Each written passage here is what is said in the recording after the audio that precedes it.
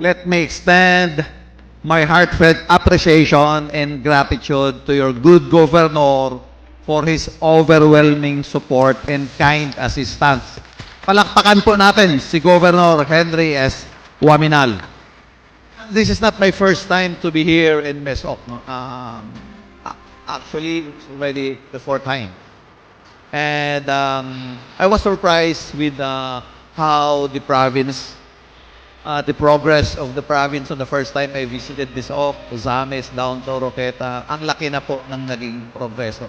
Kaya during my interview earlier, sinabi ko yung kaibahan nung nandito ako noon at yung nakita ko ngayon. So that's maybe the legacy of the leadership of our local officials in the province.